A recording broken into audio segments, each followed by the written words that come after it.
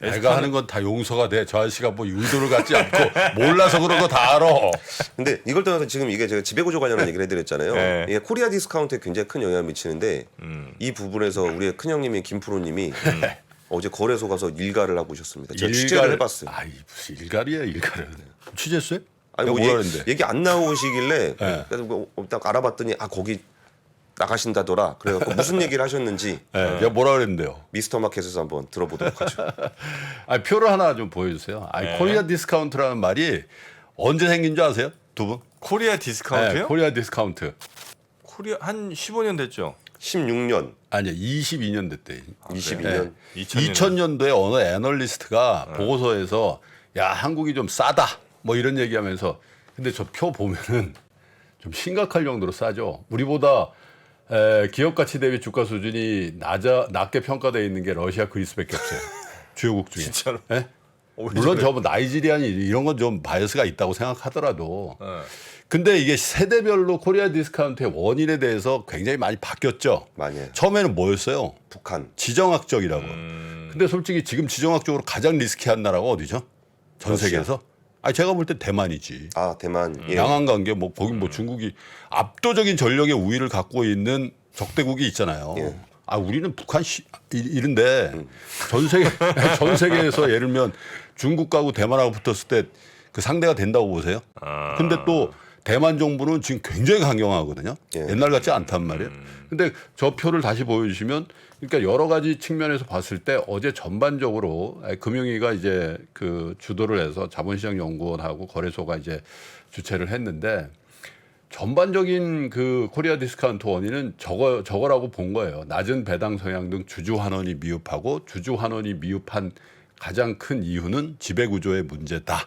이렇게 돼 있고 우리 기업의 낮은 성장성 36%가 차지한다. 저것도 의미는 있죠. 왜냐하면 이제 제조업 중심으로 돼 있고 사이클링 어떻게 보면 이렇게 경기에 이렇게 순응해야 되는 그런 구조로. 근데 그런 회사들이 예를 들면 낮은 성장성을 가지고 있는 회사들이 일본에는 없고 그죠? 대만에는 없습니까? 실제로 유럽 회사들은 고성장을 하는 회사들만 있어요. 그건 또 아니란 말이에요. 예. 그래서 전반적으로 보면 저는 의미가 있었다고 보는 게 금융위 같은 이제 정책 당국에서 어제 하루 종일 했어요. 예. 저는 세션 1에 가서 이제 여기 끝나자마자 바로 거래소 여기니까 뛰어가서 한 거고. 네. 근데 제가 이제 느꼈던 건 이런 거예요. 그러니까 이제 왜 저런 코리아 디스카운트에 대한 정책 그 세미나를 하루 종일 이 국면에서 하게 됐을까? 실제로 보세요. 코리아 디스카운트의 원인으로 지목받는 게 여러 가지 이유 중에 뭐 저런 것도 있고 또 한 가지 이제 분석하시는 분들이 이렇게 얘기하더라고. 낮은 기간 투자가 비율. 예. 그래서 제가 그 부분에 대해서 얘기한 거예요.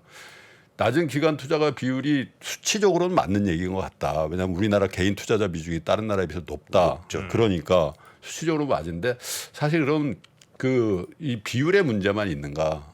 그건 제가 수준의 문제라고 제가 얘기한 거거든요. 자, 개인 투자자의 비중은 옛날에도 높고 지금도 높아요. 근데 개인 투자자들이 발전했냐 아니면 그 자리에 있는가 아니면 퇴보했나?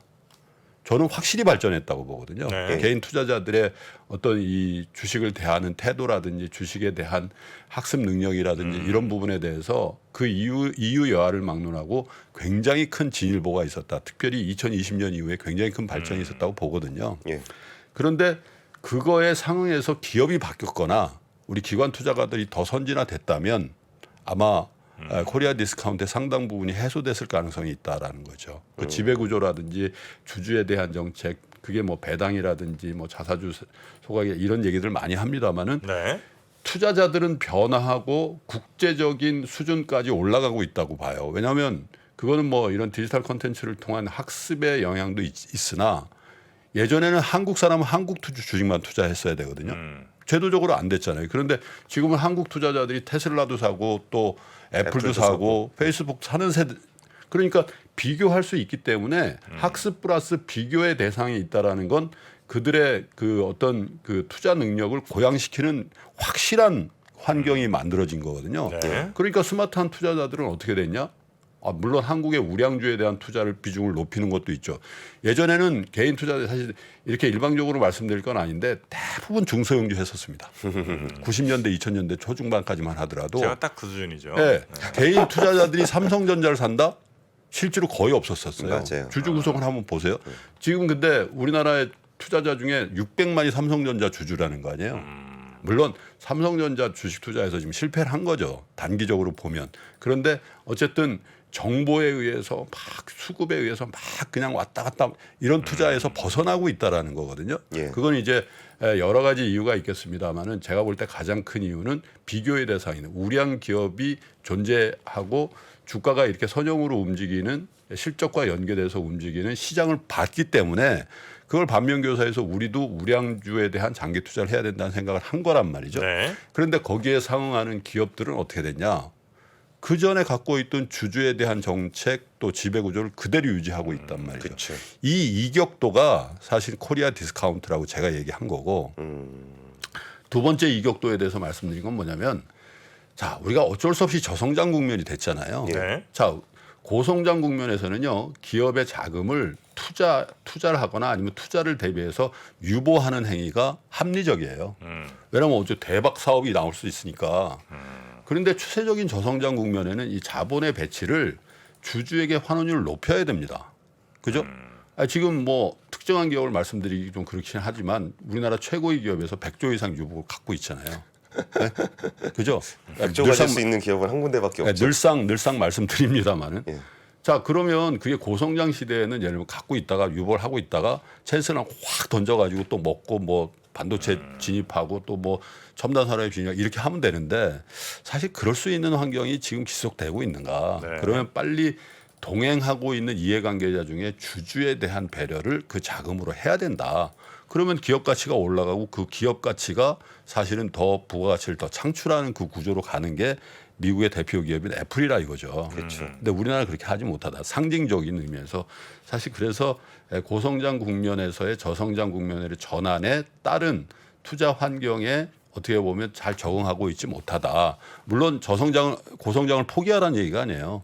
자본의 배치를 이런 환경의 변화에 맞춰서 해야 된다라는 거고 말씀을 안 드렸는데 한 가지 더 중요한 이격도가 뭐냐면은 투기라는 어떤 이격도를 해서 투자자들은 변하고 있어요.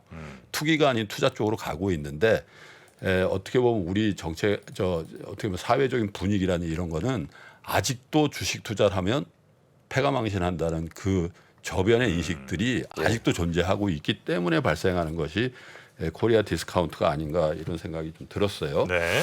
근데 어쨌든 전 고무적으로 보고 있는 게 금융당국에서 이 회의를 가보면 이거 형식적으로 하는 회의인지 아니면 이거 진정성이 있는 회의인지 좀 느껴지거든요. 근데 어제 회의는 하루 종일 그 토론을 하면서 비록 굉장히 진정성 있는 회의들이 좀 진행이 됐다고 보고요. 그리고 당국에서 이렇게 얘기를 했어요. 금융위원회 자본시장 정책관이 뭐라 그랬냐면 이은숙 기관 투자자들이 기업의 지배구조가 불투명하고 권한과 책임이 일치하지 않는 경우에 이 기관 투자가들이 기업 지배구조에 대해서 네. 뭔가 불합리한 걸 발견했을 때란 얘기죠. 더 건강한 압력을 넣어야 된다. 이런 얘기를 했어요. 이거 사실 드문 얘기죠, 사실은. 네, 그런 얘기도 했고 또 금융위원회 그 부위원장은 무슨 얘기를 했냐면은 우리나라에만 있는 규제 오래전에 도입돼 지금은 그 이유도 찾기 힘든 낡은 규제 최근의 기술 변화를 수용할 수 없는 경직적인 규제 등을 발굴해서 그 족쇄를 빨리 하나하나 풀 것이다 이렇게 얘기를 했는데 그러면서 제가 느끼는 거는 그 회의를 갔다 와서 어떤 일들이 벌어질까 이런 생각을 좀 해보니까 너무 먼 얘기일 수도 있는데 우리 MSCI 선진국 지수 편입에 대해서 이런저런 얘기가 많잖아요. 예. 환율 시장 때문에 못한다 뭐 이런 얘기도 있는데 지금은 오히려 MSCI 선진국 지수로 가는 게 환율 방어하는 거 아니에요? 그렇죠. 요즘 거꾸로 얘기하면, 네, 그렇죠. 그래서 이게 사실 기재부와 금융위 간의 소관부처에 이제 좀 혼돈이 있는 주제거든요. MSCI 선진국 지수 가는 게. 근데 어떻게 보면 금융위에서 훨씬 더 추진력을 가질 수 있는 그런 환경이 벌어지지 않았나 이런 생각도 들고요. 그리고 기업주의 입장에서 볼 때는 야 이런 거 아무리 하려고 해도 지금 상속 증여 이렇게 하면은 기업체 물려받으려면 지분 물려받으려면 60% 세금 내야 하는 나라다. 그런 얘기들 많이 하잖아요. 같이 많이 하죠. 어제도 그런 얘기도 좀 나왔는데 지분의 어떤 상속 증여에 대해서 60% 중과하는 거에 대해서는 조금 개선해야 되는 거 아닌가 이제 그런 얘기들이 좀 나왔고요. 그럼에도 불구하고 분기 배당이 확대되고 있는 거. 근데 저는 분기 배당이 아니라 이익이 꾸준히 나는 회사들은 조금 더 노력을 해서 월 배당 같은 것들도 좀 추진해야 될 필요성이 있다 이런 생각들을 좀 해봤습니다. 그래서 전반적으로 코리아 디스카운트는 사실 명확해요. 그 원인에 대해서 학자들도 뭐 이런저런 얘기들도 하고 하지만 우리나라의 주주환원 정책이나 지배구조가 원인이라는 거에 대해서 컨센서스가 있으니까 아니 뭐 답이 나와 있는데 해결책을 못 찾겠어요. 그 해결책에 대해서는 분명한 방법론을 가지고 있는데 어떤 속도감으로 할 것인가에 대해서 좀 빨리 그래서 저 국회를 통과하든지 입법을 해야 되는지 이런 것도 있습니다만은 그렇지 않고 할 수 있는 일부터 좀 빨리 해달라는 주문도 어제 함께 했었습니다. 제가 얼마 전에 그 모 기관 투자자분하고 같이 밥 먹다가 이게 그 기관 투자들의 스튜어디시 코드 관련한 얘기를 좀 했었어요. 그래서 아니 당신은 왜 반대 안 하냐? 뭐 반대해야 될 건 반대해야 되는 거 아니냐? 그때 해준 얘기가 모 안건에 대해서 이제 반대를 하기 위해서 반대 의사를 보냈다는 거예요. 뭐 옛날 얘기긴 합니다만. 네. 그랬더니 아 그거 이제 우편이나 이메일로 안 받을 거니까 와서 내라 그랬대요. 경남으로. 그래가지고 이제 그 서울에서 경남까지 내려가서 그 반대 의결권 내고 왔다는 거예요. 근데 그게 사실 경남에 내려와서 내라라는 거는 그 내지 말란 얘기잖아요. 반대 의견 내지 말라고. 근데 그거를 꾸역꾸역 거기까지 내려가서 반대 의견을 내니까 그 지역에 있는 그 증권사, 그러니까 그 지역에 있는 기업일 거 아니에요. 네. 그 직원들이 그 해당 증권사 있는 계좌를 다 없앴대요. 아, 그러니까 이게 진짜 그런 거 생각하면은 우리나라의 기업 지배 구조라든지 그 기관 투자들의 역할이라든 이런 게 정말 많이 미흡하지만 그래도 예전에 비해서 많이 개선되고 있는 거는 맞는 네네. 것 같아요. 그래서 좀 더 속도를 내줬으면 좋겠다. 그렇죠. 방향성은 잡았다니까요. 예. 속도의 문제예요. 빨리 하면 돼요. 네. 심플하게 주식 가진 만큼의 주주 권리를 주면 되는 건데 그거 안 해서 이렇게 지금 디스카운트 아닙니까? 맞아요. 네. 예. 긴 말 필요 없습니다. 가진 주식만큼만 그 권리를 달라는 겁니다. 자, 그러면 우리 권순우 씨 되게 진지한 얘기를 하시는데 왜 우리는 웃고 있죠? 이상하네 두 분. 왜? 묘한 이 두 분 왜 웃으시지? 네, 자 그럼 우리 팀장님 여기서 보내드리고요. 박병창 부장님 모시겠습니다. 예, 감사합니다.